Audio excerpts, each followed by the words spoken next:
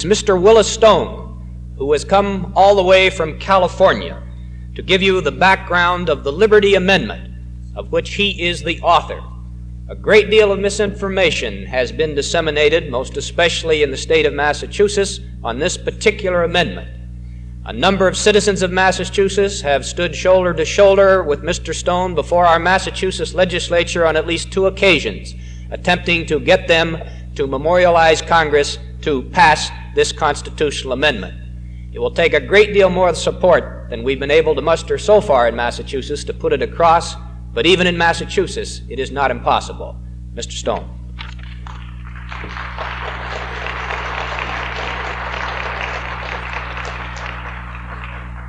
Thank you, and ladies and gentlemen, I greet you. It isn't easy to be in this room and in this meeting. For many of you, the intimidations have been considerable, I know. We are constantly confronted with diversions. Diversions are made for us. We're given places to rush to and fires to put out. We are given things to dislike and people to despise. We are given all manner and kind of other things to do. I'm going to talk on the positive situation, if I may. It is true that the Liberty Amendment is a positive approach to our problem. We've had a peculiar philosophy in the National Committee for Economic Freedom. We're just not mad at anybody. We aren't going to deal in politics per se, and yet I know that to retrieve America we must. We aren't going to deal in partisanship, nor politics, nor personalities in any way, shape, or form if we can help it. We are going to devote ourselves completely and exclusively in the National Committee for Economic Freedom to one basic point: principle.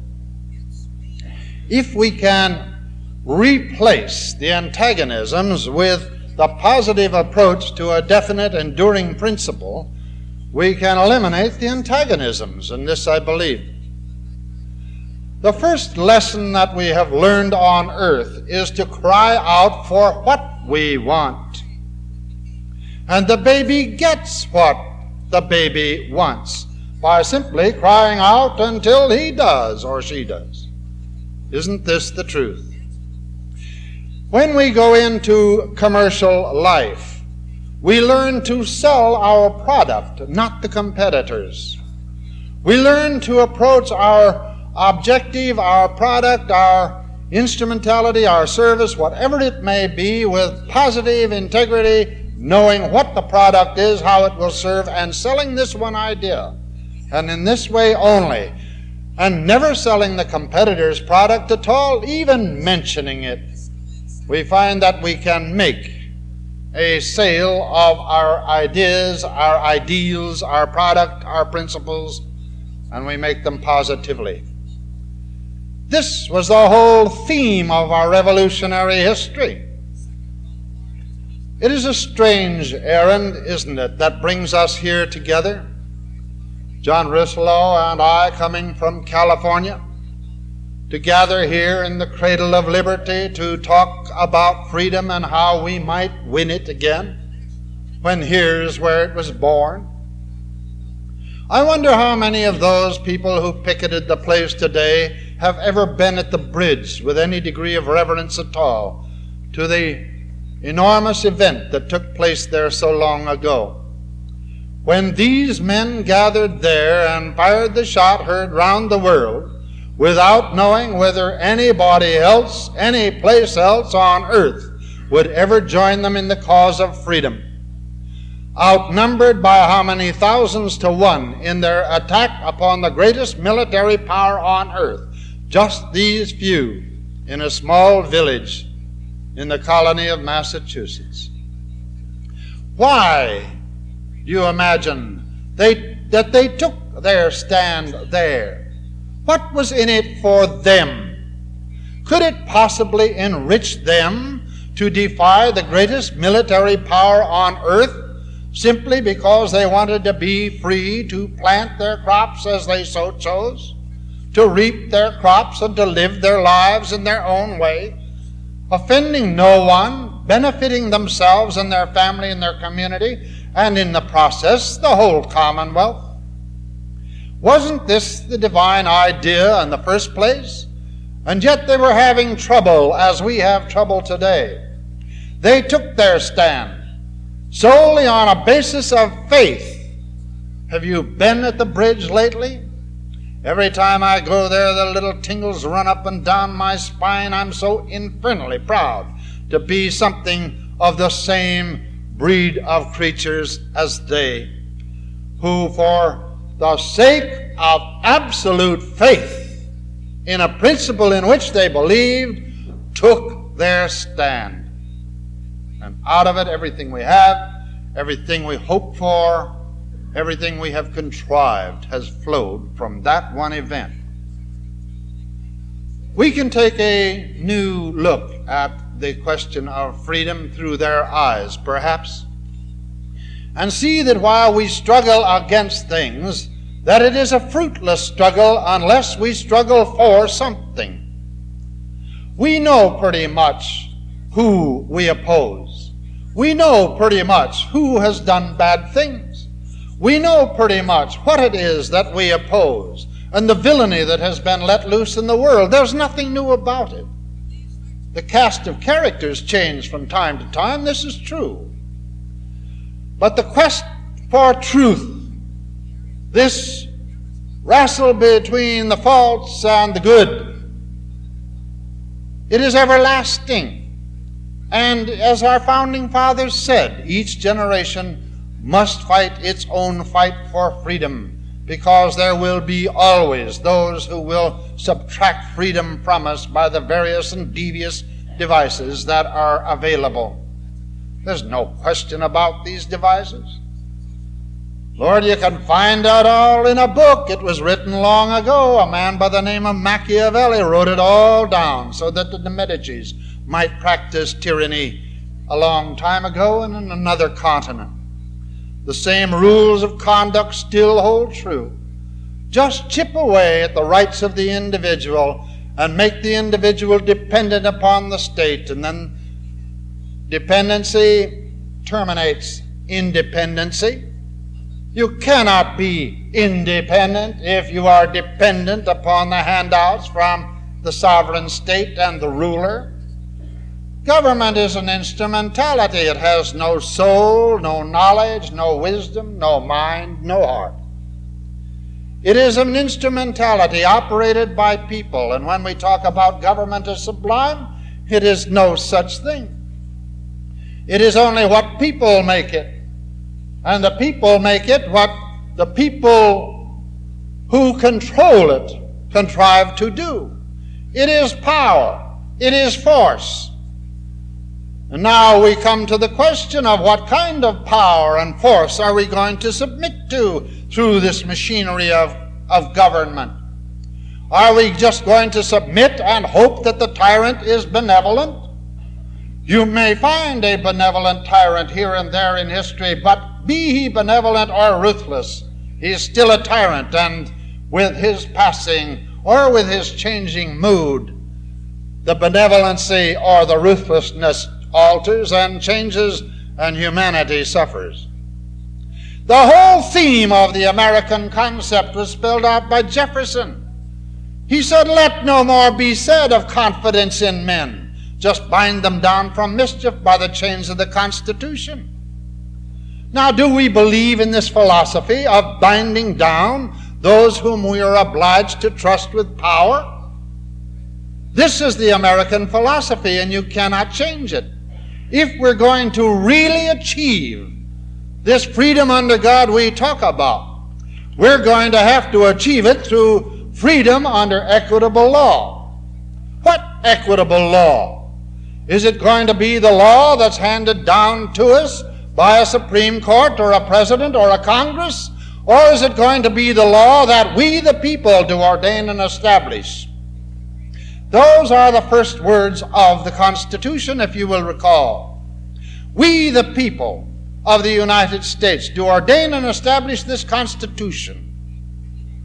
then the Constitution is the organic law. It is the law which establishes government, which delegates certain exclusive and particularized powers to government, these and no others. This was the concept of America. This was the ideal and the principle that made America great and brought us from obscurity into the greatest nation on earth, because each one of us had dominion over our own affairs. We could contrive, we could invent, we could develop, we could build for a better world and a better tomorrow for our children and our families.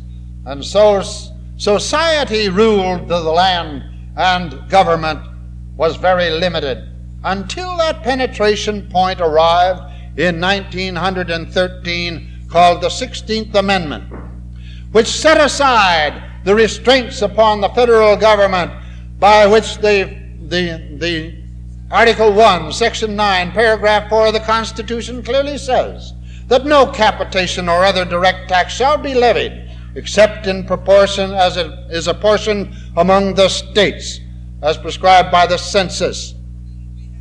Now it is this restraint upon the power of the federal government to reach into the purse of the individual and thus make the individual dependent upon the federal government that was our great strength to 1913. With this penetration and the subjugation of the individual so that the silent partner, someone in Washington, could extract from the pay envelope at will any amount, any time, under any pretense, up to any amount that they might desire. This was the penetrating point. What has come from this one development is fantastic beyond belief. We have been told that we have never had it so good, and I submit to you we haven't the remotest idea of how good it can be if we can only get back to the business of controlling our own destinies and not having the decision taken away from ourselves, our communities, and our states. What is it that's happened? We know many of the things that are wrong. We know there are so many things that need to be done. We know that we have to take a stand and stand for one fundamental thing. The issue today is freedom. The issue has always been freedom, and we have a rich tradition in it. It was a long while ago that it was said by a man of great ability, and it can be said with equal truth today. These words: "They tell us, sir, that we are weak, unable to cope with so formidable an adversary. But when shall we be stronger? Will it be the next week or the next year? Will it be when we are totally disarmed? Shall we gather strength by irresolution and inaction? Shall we acquire the means of effectual resistance by lying supinely on our backs and hugging the delusive phantom of hope until our enemies have bound us hand and foot? We are not weak if we make a proper use of those means which the God of nature hath placed in our power.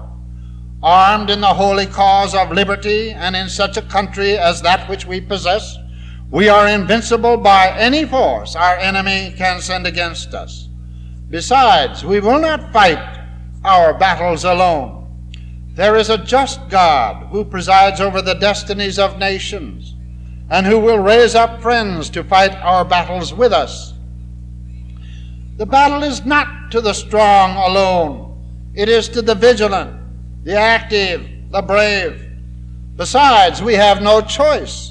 If we were base enough to desire it, it is now too late to retire from the contest. There is no retreat but in submission and slavery. Our chains are forged.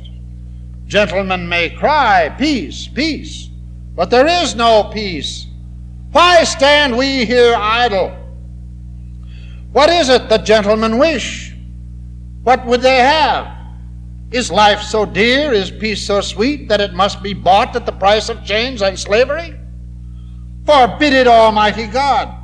I know not what course others may take, but as for me, give me liberty or give me death. Certainly there is Patrick Henry. Do we not have the same fervor and the same belief in this institution of liberty that he enunciated? If we have, why stand we here idle? Why not reestablish the fundamental law of the land under which we're going to live? Why do we not make it a force that is positive by writing it down in the Constitution of the United States? Nothing is proposed in the Liberty Amendment that in any way will alter or change or add to or subtract from the original Constitution of the United States. It will give it force and effect. Why then do our enemies so fear this instrumentality that will give force and effect to the organic law of the United States? Is it because we have chipped away at the structure of the Constitution until today law is what a few people say it is and impose upon us without reference to the organic law of the United States? I believe it is.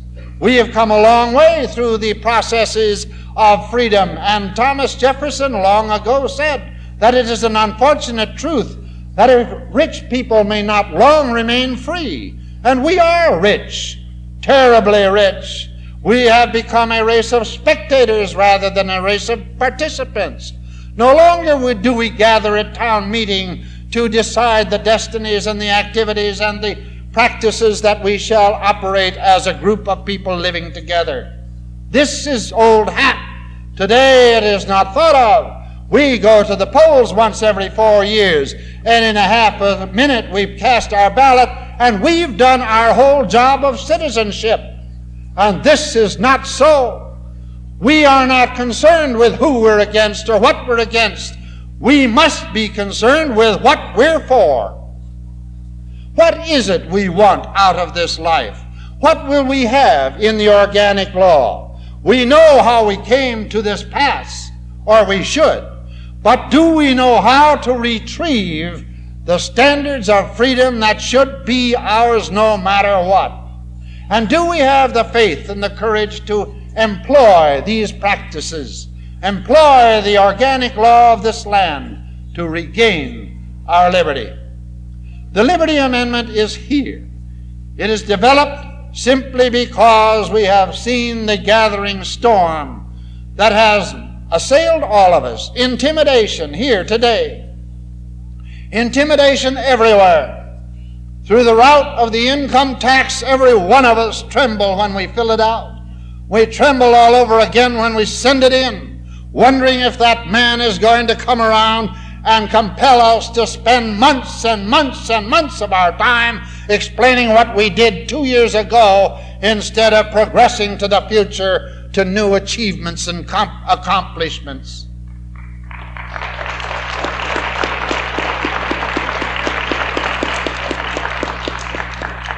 Must we forever look backwards? Well, if we must, let's look backwards at some recent history of how it happened to us. It was in 1944 that Mr. Sewell Avery of Montgomery Ward Company felt the iron hand of tyranny. This was during a wartime. He operated retail stores, and a strike was called upon a retail store, and so help me, the government seized that store. Not only that, they seized the body of Mr. Sewell Avery and set him down on the streets in Chicago. Do you remember that picture? It appeared in the front page of every paper in the United States that day. And there was no uprising. There was no upheaval from the American people. There was no crying to high heaven against such flamboyant attacks upon the American people, the sovereign person. No, we let it pass. We thought like Lum and Abner, you know. In the old Lum and Abner series on the radio, they had the old scene. The bell would ring at the store while they were playing checkers, and Lum would say to Abner, "Let's keep real still, maybe he'll go away." Well, the man won't go away. Tyranny marches on until tyranny is restrained. This you can bet on. The government of the United States never did stand trial, even in its own courts, for this attack upon Mr. Sewell Avery. They bumped the charges around in the suit from one court jurisdiction to another without any constitutional authority. The Constitution is horse and buggy stuff, you know. Why be confined by this old-time document? Well, who pays attention? Only the people, and they're inarticulate. We are going to run the show. So they bumped it around for a long time and finally got it into the hands of a judge that dismissed the case completely. It was never found out whether or not there was any justification for the attack upon Mr. Sewell Avery. But Mr. Francis Biddle, the then Attorney General of the United States, justified the government's act by saying, and I quote him precisely, "The government can do anything not specifically prohibited by the Constitution." This, my friends, is the philosophy of implied powers. This is the way it's done. If it isn't spelled out in detail, then it doesn't count. It isn't spelled out in detail because the Founding Fathers couldn't possibly envision this jet age of ours, nor the one that just preceded it with the steam age. They did the best they could. The Founding Fathers spelled out limited powers. And the people of this colony and this state and the other states, still trembling at the thought of implied powers, wanted to nail down the government from mischief. And so they insisted, as the price of ratifying the Constitution, that a Bill of Rights be added. To make very sure of the intent and purposes of the Bill of Rights, as the prohibitions against the excessive powers of government that are natural for the greedy people who infest government. The man who became our fourth president, James Madison, who introduced the Bill of Rights in the first session of the first Congress, spelled out the intents and purposes of that series of amendments in the preamble to it, in which he said a number of the states having at the time of the ratification of the Constitution required that further declaratory and restrictive clauses be added to prevent misconstruction or abuse of power. I submit to you that this is the intent and purpose. And here are the first 8 amendments. They are all prohibitions. They say that the government must not, the government shall not. They cannot encroach upon our religious beliefs. They cannot stop our right to assemble here or any place else. These are our rights protected by stipulation. But how are you going to protect our rights in an economic age such as this? But they did, because all things fall within the encompassing powers of our rights and our powers. And when they ran out of the stipulated protections to protect you and me and everyone else from the excesses of political force, they wrote it down in the 9th Amendment that the enumeration of certain rights in the Constitution shall not deny nor disparage others retained by the people. And that was the 9th Amendment. These are our rights. They are protected by a constitutional amendment. Well, what about our powers? Well, this is taken care of in the 10th Amendment, which says the powers not delegated to the United States by the Constitution nor prohibited by it to the states are reserved to the states respectively or to the people. Here are our rights and our powers protected by a constitutional amendment, and we have not spoken up to defend our position when we've had the power to do it.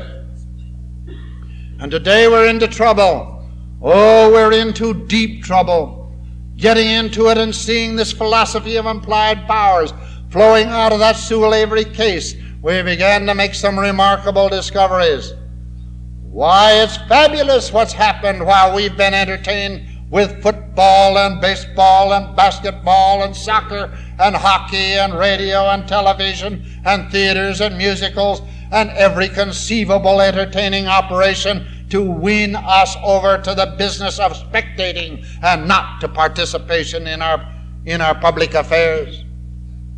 Intimidation, every conceivable thing has been used to divert us from the cause in which we assert our faith. Not just our belief, our faith. And there's a big difference between belief and faith. Let's see if this is not true. Suppose tomorrow at high noon, there is going to be a fellow push a wheelbarrow across the rope between the 8th floor of this building and the 8th floor of the building across the way. You know what would happen. Thousands of people from all over the countryside would gather to watch this fellow do it, believing that he actually could. But you haven't got faith until you're willing to ride in the wheelbarrow. And this is the difference. Are we actually willing to participate instead of to spectate? If we can conceive that in the faith, in our rights, we now are involved in a struggle to resurrect them, if you please, to make them work again, to assess them, and to find out how we can again apply the chains of the Constitution to those whom we are obliged to trust with power. What instruments shall we use? We have spent the day, and we will continue to spend hours yet, in the very fruitful endeavor of finding out what's wrong, who's wrong, what to do about it, the political machinery, how to employ it. All of these things are necessary attributes. But if there is no end product, if there is no yardstick against which you can decide the merit of conservatism or constitutionality, then we have lost. Because we must have an end result. We must have an instrumentality by which we can retrieve our freedoms and give them the protection of organic law. This is the purpose of the Liberty Amendment. It doesn't rewrite the Constitution, it only gives it force and effect, retrieving those powers that have been usurped. Listen to its words. Section 1 of the Liberty Amendment provides, "The government of the United States shall not engage in any business, professional, commercial, financial, or industrial enterprise except as specified in the Constitution."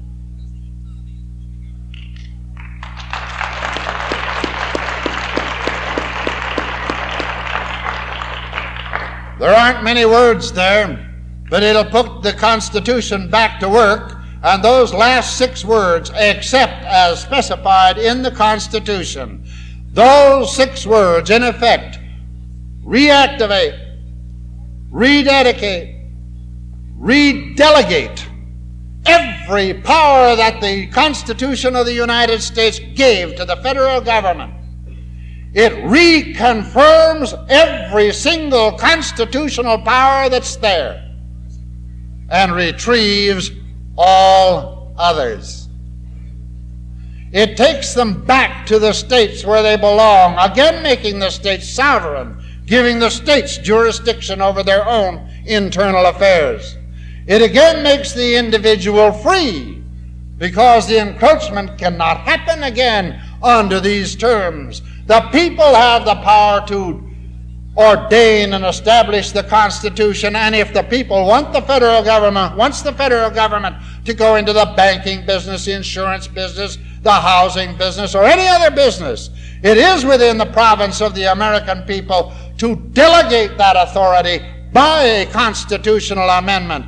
But it is certainly not morally, legally, or any other way sound for any group in Washington, D.C. to decide all by themselves what they want and how to take it without constitutional authority. And this has happened.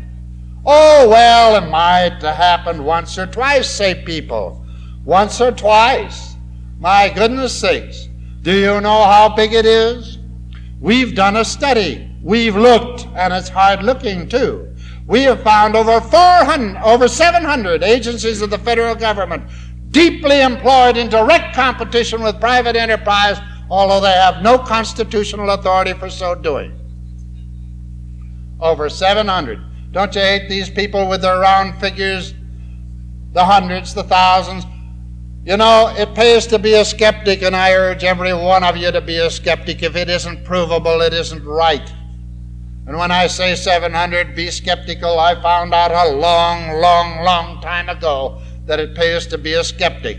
I found it out when I was a little bit of a boy. My mother used to feed me spinach, just as you do. She'd push this stuff down my throat, and I despised it. But she sold it to me. She says, now eat it. Thousands of little boys would love to have it. Well, I put a stop to that. I said, name one. Be a skeptic. Be a realist. You can be as realistic as you want. This business of being a dreamer when you're talking about the Constitution, just not so. The Constitution is the most real, dynamic political ideal that the world has ever seen, and the most modern.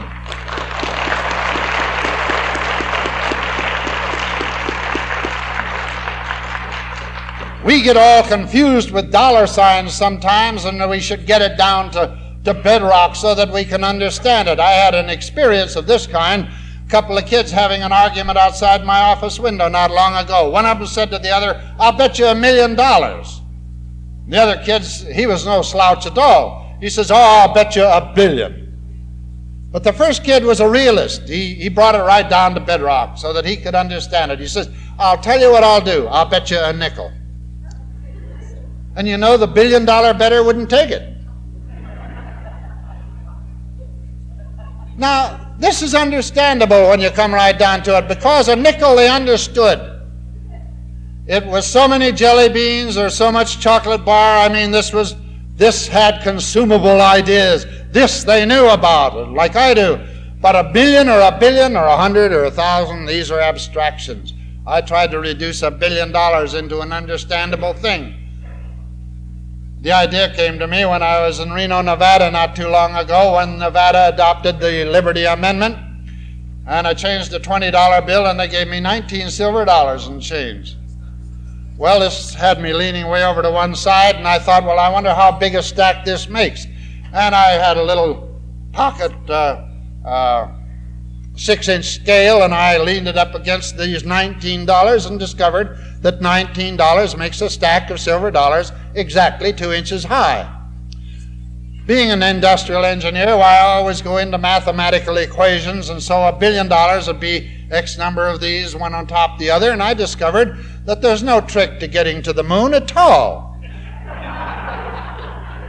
All you have to do is the fellow that puts the last dollar on the stack of $1 billion silver dollars, and you're there. But this seemed a little, I lost track of it when it got into the substratosphere, and I couldn't understand that, so I thought, well, we can do it better by reducing it to $1,000 bills. I'll show you how this equation works. Is anybody in the audience, will they let me borrow a $1,000 bill for a moment? One of these days, somebody's going to have one. I have, to this day, never seen a $1,000 bill. That's because they're very scarce. It's a lot of money. And yet we talk about millions and billions as though it didn't count. But a $1,000 bill, when we're talking about it in terms of money, this is a lot of money. We don't even carry it around. But if we had $1 billion in $1,000 bills all in one stack, this would mean that we would have a stack of 1 million $1,000 bills. And if we had this stack of $1,000 bills, 1 million of them, we would have a stack of $1,000 bills almost as high as Washington Monument in Washington, D.C., and that would only be 1 billion. And this is the kind of loot that has been siphoned out of our pocket to fling around the world in the wildest extravagances the world has ever known, without constitutional authority. Be a skeptic. When I say 700 of these things that have been working us over, I mean over 700. And I'll prove my point. Here they are. We publish fact sheet. Fact sheet, we read and cross-indexed over 50 million words from official records just to get the list of agencies of the United States government that are, in one way or another, directly competing with private enterprise, although they have no constitutional authority for so doing. And here they are. It's 3 columns wide, 6 pages deep, small print. But to make very sure that there's no mistake behind each one of these entries, is a number, a symbol, and a number. The first number is the year of publication. The symbol is the publication, referred to on the second page, where they're all listed, the official publications. And the second number is the page on which reference is found that qualifies this agency for a place on this list. And here they are, over 700 of them, operating in direct competition with private enterprise in some way or another without any constitutional authority for doing so. They operate rent-free. They pay no interest, no dividends whatsoever. They pay very little of the normal operating costs. They get that through appropriations from Congress. They pay no taxes at any level of government, local, state, or federal. And then they lose money hand over fist because they are operated for political purposes, not for economic purposes, and their losses. After a year of operation, their losses, although they operate under the princely privileges of interest-free, dividend-free, rent-free, cost-free, and tax-free, they managed to lose collectively in such a year as 1959, almost managed to lose over $19 billion. 19 stacks of these $1,000 bills as high as Washington Monument. This is their loss. The hidden costs that are involved in the free services they get from other federal agencies, the rent they don't pay, the costs of operation they don't pay, the interest they don't pay, the dividends they don't pay, the taxes they don't pay. These are hidden costs. And these hidden costs combined with the direct losses aggregated in 1959, almost $45 billion, which is over $6 billion more than all of the American people combined paid in individual income, estate, and gift taxes. I mean, it's a mathematical equation then. If you can get them out of business in competition with private enterprise and cut the cost of government $45 billion, you can cut out and eliminate totally the 16th Amendment and the individual income, estate, and gift taxes collected thereunder.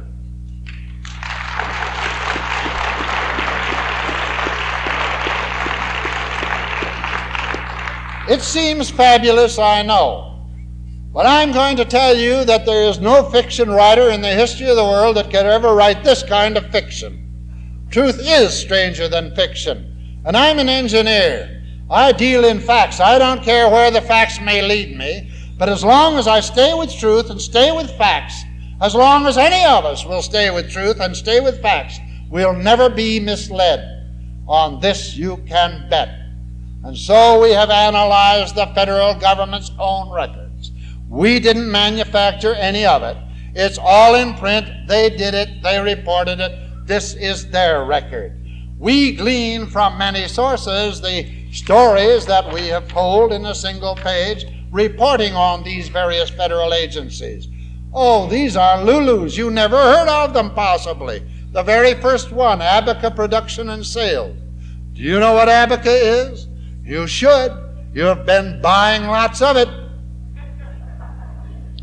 Abaca is Manila hemp. Now, there's nothing wrong with Manila hemp. It makes the finest rope that's made. But this doesn't justify the government of the United States invading 4 Central American republics to go into the agricultural pursuit of growing Manila hemp. They never made a very good crop of it, but that wasn't important either because the taxpayers would pick up the tab no matter what. And the taxpayers did. It lost an average of $3 million a year. Although they paid no interest, no dividends, no rent, no taxes, and very little of the normal operating costs, they managed to lose an average $3 million a year. And they had no selling cost either. Because it wasn't first-class merchandise, it couldn't be sold on the open market. Private enterprise product had the monopoly there because it was choice. And so it was sold, nevertheless, no selling cost whatever. Guess who bought it? You did. I did. We bought it. It was purchased from this organization by the strategic stockpile, and then we put up the money to build the warehouses to put the stuff in until it rotted and they could shovel it out and put in a new crop. But I have good news tonight. You remember the fellow that used to say that? I have good news tonight. Abaca production and sales is all through. It's finished. It's kaput. It's bust. It's all wound up. The last crop has been butcher harvested. It's a total loss. And you know that's a very good thing. We aren't losing $3 million a year on it anymore. And 4 Central American republics are back attending to their own business without the overlord from Washington, D.C. telling them what they've got to do. The second on the list, the Cuban Nickel Company. Well, now you know what happened to that. $90 million of our dollars went into trying to exploit a very low-grade nickel deposit, of all places, in Cuba. Well, we did it. Now Castro's got it. Maybe that's a good thing. It was bankrupting us. Maybe it'll do as much for him. Eskimo dwellings. Now, would you believe it? Your tax dollars have been giving a new look to the igloo. But the Eskimos aren't a bit happy about it, believe me, and neither should we be. We run into this one in a very odd sort of a way and traced it down, and we discovered that our tax dollars had gone into this, and then they forgot all about that. They just encompassed the whole thing within the Alaska Housing Project, and then that was so bad that they encompassed it with 7 more just like it into a thing they called the Independent Offices Appropriation Act of 1955. Now, who's going to find fault with the Independent Offices Appropriation Act of 1955? This is a very nice name. Nobody can find fault with it.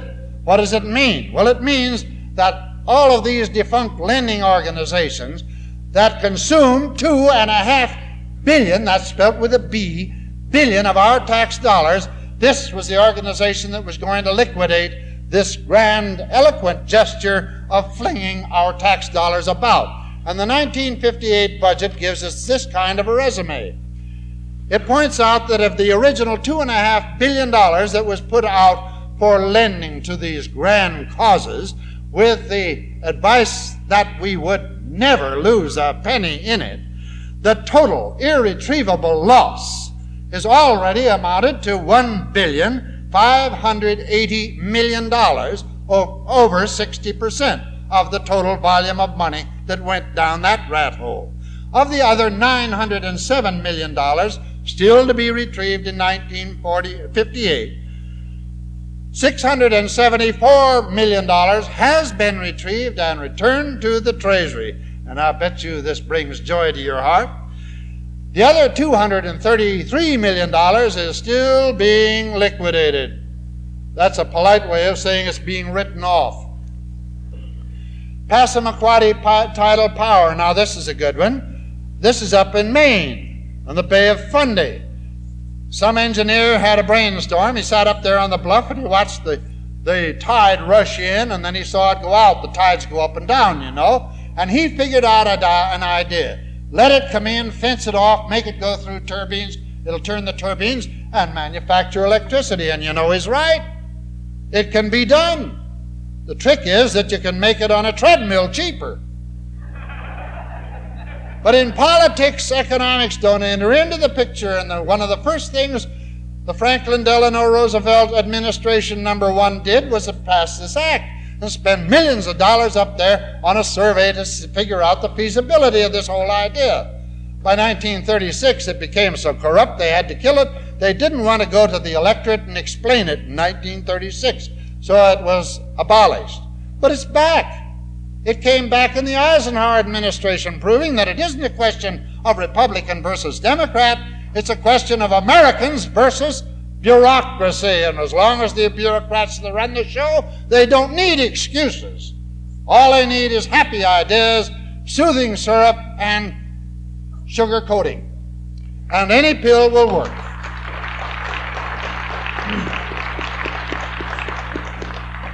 $3 million was appropriated in the Eisenhower administration to make a survey of the feasibility of this one. Now, I submit I'm an engineer and I know something about this kind of thing. I did the economic survey ahead of the building of Boulder Dam, and it might come as a surprise to you, it was built by private enterprise too. So I know something of electric power and how it affects economics.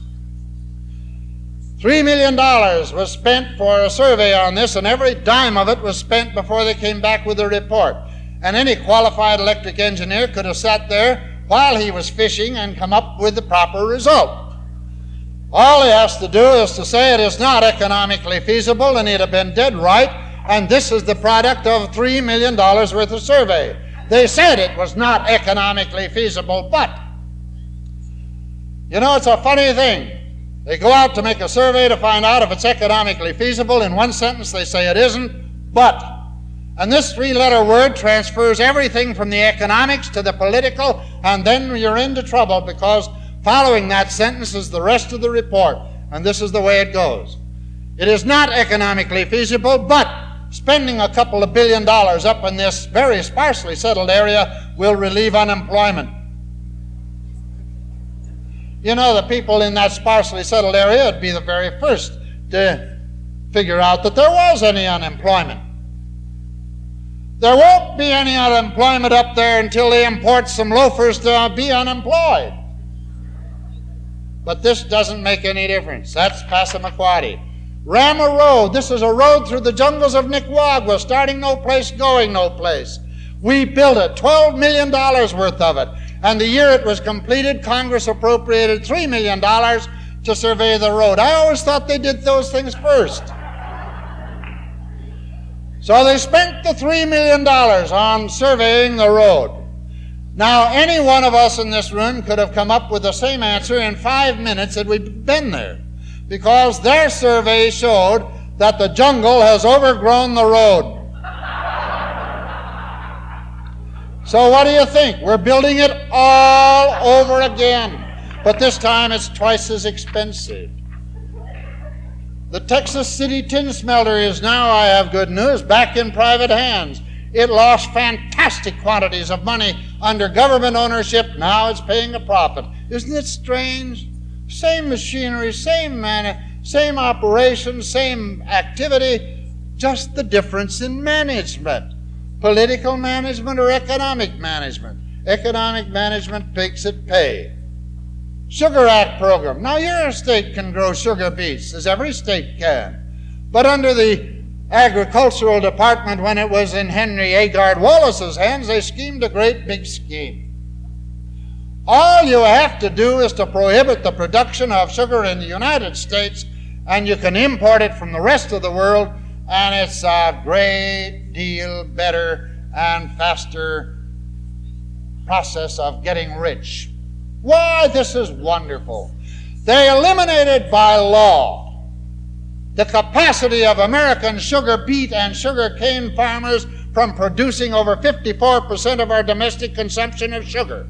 This manufactured a static, everlasting, and enduring potential for importation of world sugar equal to 46% of our domestic consumption. They buy it on the world market for $64 a ton, sell it on the New York market for $128 a ton, at an annual profit tax exempt of $250 million. This is our free enterprise? Well, I have news for you, that is not free enterprise, but that $250 billion that goes to the sugar cartel is not the end of the story.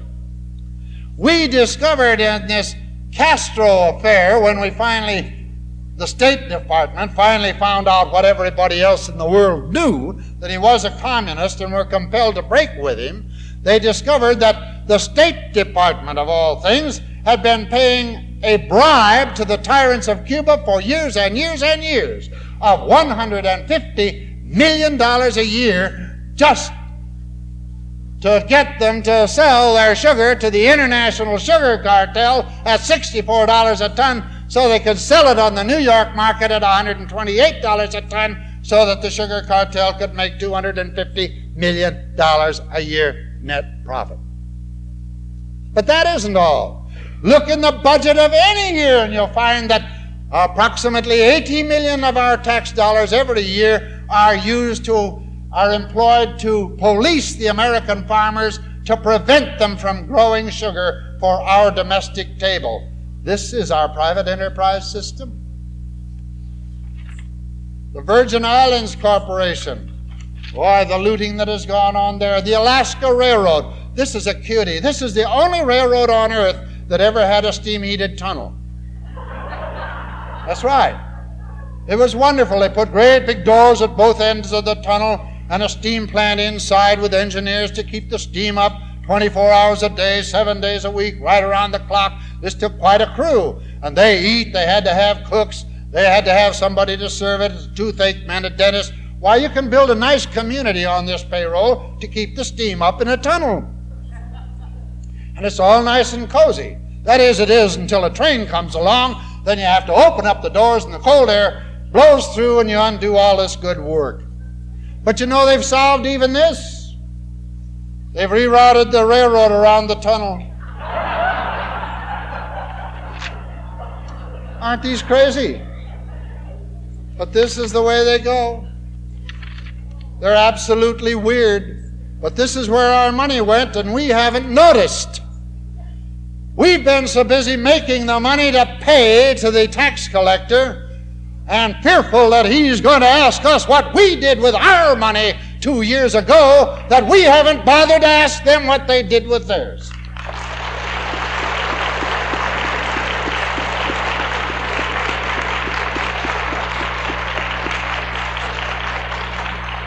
Now here's your target area, and it can be done. We can win this thing. We're ready to go, and now it needs the fight. We have it documented inside out. You haven't begun to see the documentation. We carry some of it in our magazine that's published every alternate month now. Those who were here last night even heard the Liberty Amendment song that says we can't, let me see, it says, you and I cannot relax. We must repeal the income tax. It's liberty for me. Get this song going. It's a great war song for the American ideal and principle in the Liberty Amendment. Study up. Know what you're talking about. The greatest book written on the legal operation that we can utilize was written a century ago by Frederick Bastiat. The Law. Get it. It's in your local bookstores. Find out what this is all about.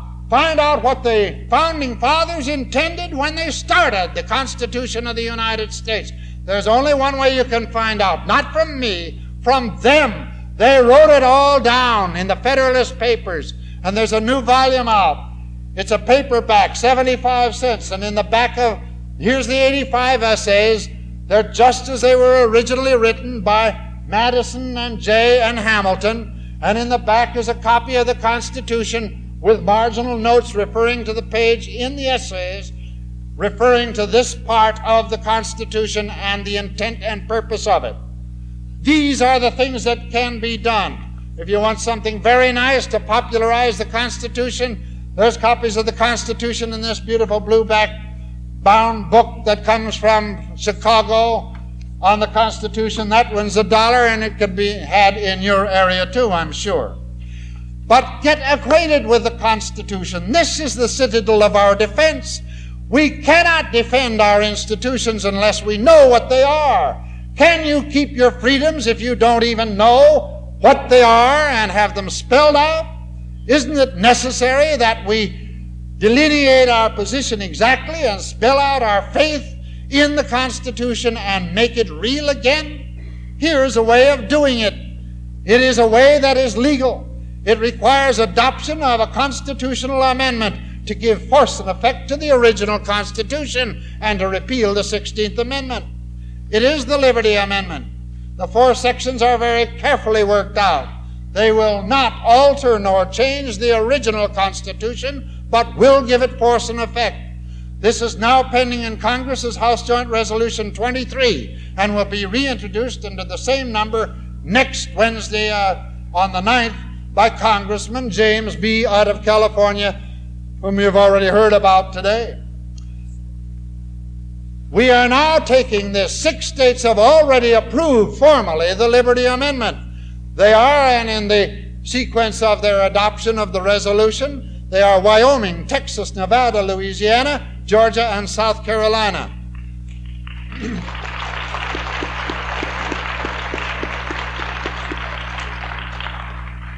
We're in a brass-knuckle affair. You're in it here. We have active organizations in 47 of the 50 states. Strangely, 2 of the unorganized states are in New England. They are Maine and Rhode Island. Will you help us there? We need your help and support in those states. We need it desperately. In the other 47 states, there are 45 states that will have sessions of their legislature this year. 5 of those states have already approved the Liberty Amendment. 35 of the 40 that haven't will have it under consideration within the next 5 weeks.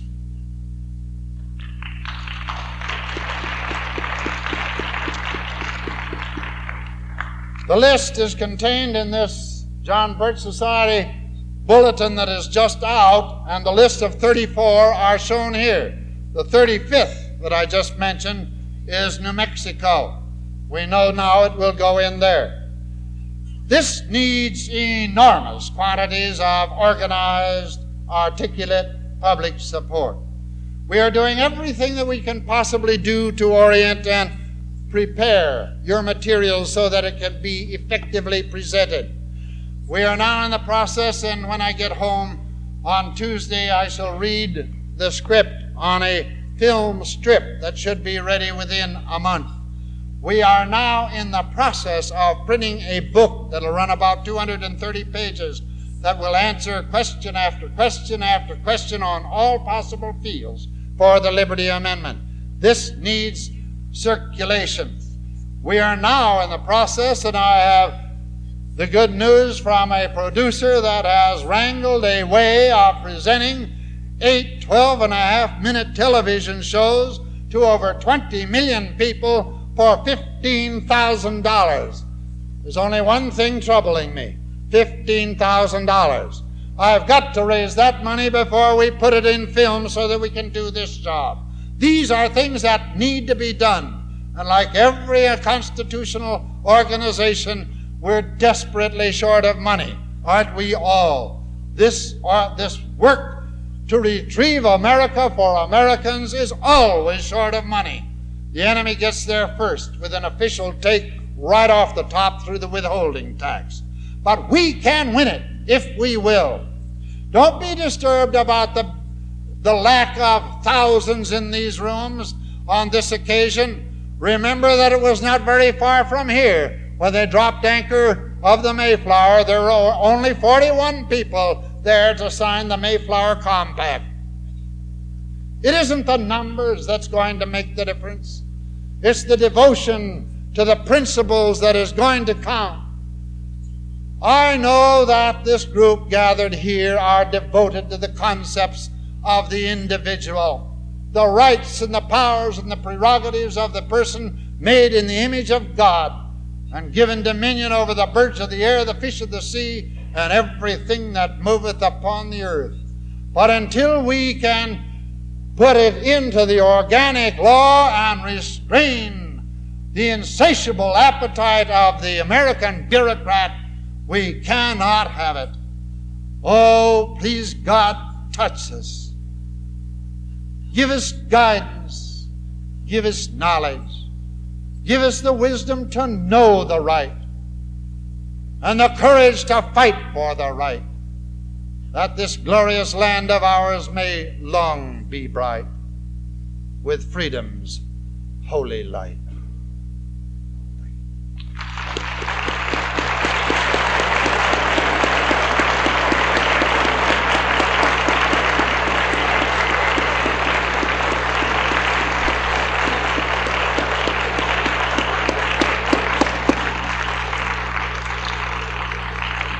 Thank you, Mr. Stone.